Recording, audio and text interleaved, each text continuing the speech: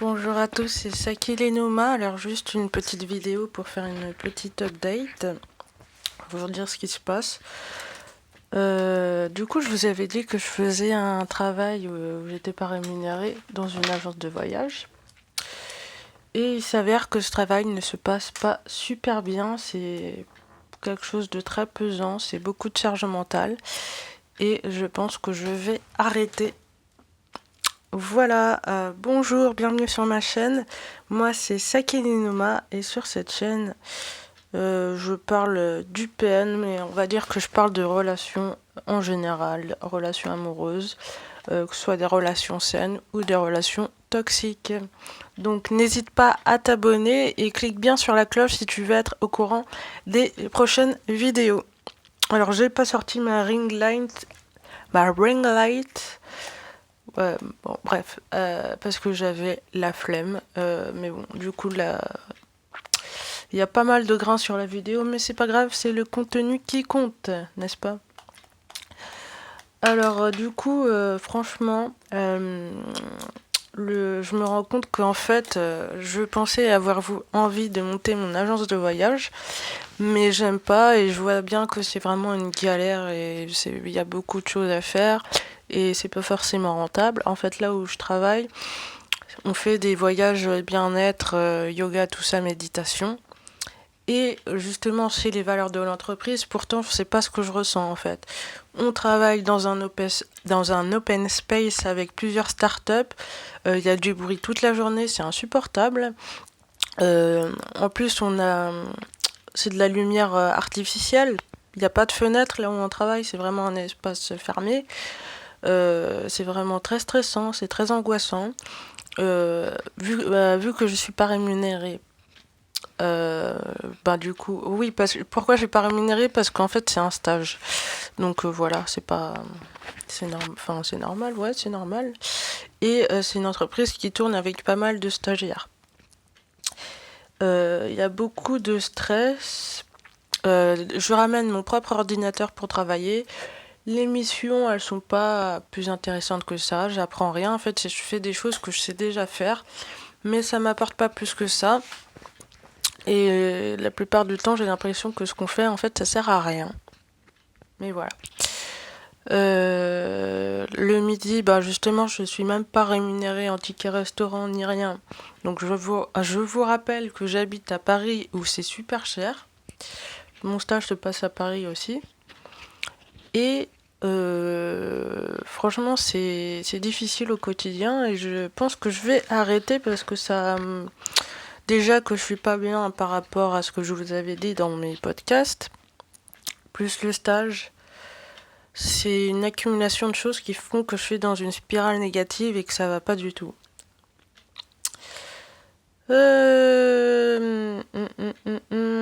oui, et justement par rapport à tout ça, en fait, j'ai parlé à des amis à moi. Et je me suis rendu compte qu'en fait, on était beaucoup de gens à galérer, en fait, et que c'est pas forcément de sa faute, parce que j'ai parlé à quelqu'un qui m'a dit que lui aussi, il n'arrivait pas à se poser professionnellement, qu'il enchaînait les CDD. Je pensais être la seule dans cette situation, mais en fait, non. En fait, à moins de faire des domaines d'activité, genre dans la tech et tout, c'est compliqué. Et j'avais essayé de me former dans ça. Mais ça me plaît pas plus que ça, c'est compliqué, c'est difficile, on peut pas tous faire, on peut pas tous travailler dans l'informatique et tout ça, hein. Voilà, ça que je voulais dire, que oui, en plus mes amis ils ont la trentaine aussi, et ils sont tout aussi perdus que moi, donc c'est pas forcément de votre faute en fait. Justement, il faut pas oublier que 2020, 2021 et début 2022, il y a quand même eu le Covid, c'était pas rien. Et maintenant, on a les conséquences de ça sur le point de vue financier.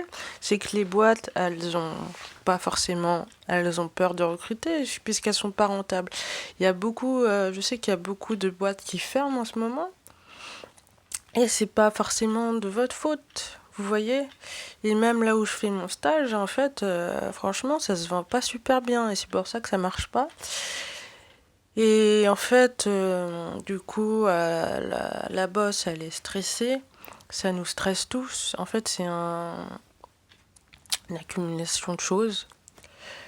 Voilà, ça fait qu'on n'est pas heureux, on est tous malheureux et on n'est pas bien, quoi. Et sinon, ouais, niveau psychologique, c'est pas ouf, pas mal de flou mental et tout, mais bon. Mais je me dis qu'en fait, en parlant à beaucoup de gens, en fait, ouais, c'est peut-être pas une bonne idée de rester ici.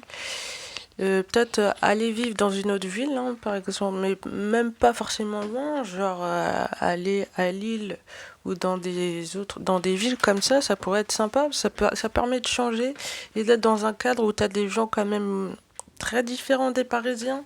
Donc pour les gens qui connaissent pas Paris, c'est vraiment une mentalité très spéciale. Les gens, ils courent tout le temps, ils sont toujours stressés. Le métro aux heures de pointe, c'est super bondé. Et en plus, aux heures de pointe, moi, des fois, ça m'angoisse d'être dans le métro. Je suis pas bien et tout. J'ai des palpitements. J'ai mon cœur qui bat super vite et tout. Mais voilà. Et voilà, voilà. Sinon, par rapport au couple, ben, je trouve que c'est pas. J'ai rien à dire de spécial. Moi, je pense que les couples aujourd'hui, ils durent pas parce que au moindre problème, en fait, la personne, elle préfère partir, elle veut pas forcément essayer d'arranger les choses. Faut pas oublier que quand même, il y a 90% de couples qui se séparent et il y a un mariage sur deux qui se termine par un divorce. C'est quand même énorme. Je trouve que c'est beaucoup trop. Mais c'est parce que moi je pense j'ai une théorie là-dessus, je pense que c'est à cause des réseaux sociaux en fait. Tout ce qui est Instagram, tout ça en fait, les gens ils se reflètent une vie qui n'est pas vraie. Et quand tu creuses au fond, en fait, tu te rends compte que c'est du n'importe quoi.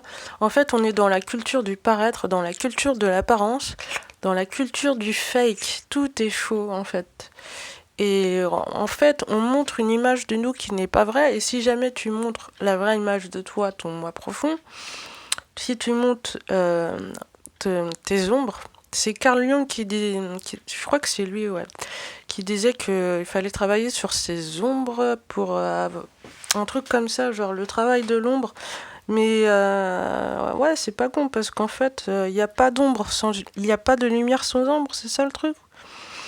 Et c'est à partir de tes ombres en fait que tu crées la lumière. En fait, les deux, l'ombre et la lumière. Les deux, ça va ensemble en fait. Il n'y a pas l'un sans l'autre et inversement. Mais justement, le fait que on doit soi-disant être parfait dans cette société, on ne doit pas avoir de problème. C'est un peu compliqué aussi le fait que justement, en France en tout cas, j'ai l'impression qu'on a pas mal de sociétés. Il y a beaucoup de gens qui me disent qu'ils ils sont dans des emplois qui les plaît pas. Alors moi, j'ai essayé de faire justement, je faisais une formation en tourisme pour faire quelque chose qui me plaît. Malheureusement, j'ai pas pu finir. Et là, dans la boîte à laquelle je travaille, je me dis qu'en fait, ça me plaît pas plus que ça. Les trucs qui me plaisent vraiment, c'est les métiers artistiques, mais comme vous savez, ça paye pas. Et en fait, on est obligé de travailler parce qu'il faut quand même qu'on mange, qu'on paye son loyer, qu'on paye ses factures et tout ça. Et on est dans une société où si tu n'as pas d'argent, mais concrètement, bah, tu peux rien faire. Et c'est malheureux. C'est malheureux, mais c'est comme ça. Après, à moins d'être autosuffisant, d'aller vivre dans une ferme, voilà, c'est un peu compliqué dans nos sociétés de se débrouiller sans argent parce que c'est avec ça que tu changes tout et même voilà tu peux pas manger si t'as pas d'argent, tu peux pas t'habiller et plein de trucs comme ça. Voilà, voilà. Ouais, bah voilà. C'était tout ce que je voulais dire, rien de particulier. C'était ça Kilinoma. Si jamais tu aimerais me partager ton témoignage, n'hésite pas à m'écrire un mail et je serai ravie de t'écouter. J'aimerais justement que sur ma chaîne, il y ait plein de gens qui racontent leurs histoires pour justement essayer de faire comprendre aux gens que tout le monde n'a pas une vie facile, que franchement, en plus, pour ceux qui ont eu des relations difficiles avec leurs parents ou avec leurs conjoints, tout ça, qui sont sortis avec des pervers narcissiques, ben c'est difficile. On a quand même tout un background. Et voilà. Alors, cette vidéo est pas facile à faire aujourd'hui, mais on se force quand même. C'était Sakil Numa, donc n'hésite pas à m'envoyer un mail si tu veux me partager ton histoire. Ça pourrait peut-être aider des... Enfin, ça va pas forcément aider des gens, mais c'est plus pour leur... Ça va peut-être ouvrir l'esprit à des gens. C'est plus dans ce sens-là que je veux dire. Le fait de se dire que, ah ouais, en fait... on n'est pas tous égaux, ça c'est une grosse connerie. C'est comme le Bouddha, en fait, tu sais, quand le Bouddha il était dans son château, tout ça, et il pensait pas qu'il y avait des gens qui mouraient de faim. Et quand il est sorti pour voir le monde, bah ça l'a choqué. Il n'a pas voulu retourner là où il venait. Il a voulu vivre comme eux pour comprendre. Donc justement, le fait que vous partagez vos histoires, ça peut faire comprendre à des gens que tout n'est pas facile et que la vie est difficile. Voilà, c'était Sakil Numa. J'espère que cette vidéo t'a plu. N'hésite pas à t'abonner, à cliquer sur la cloche si tu veux plus de vidéos. Et moi, je te dis à la prochaine, dans une prochaine vidéo. Salut!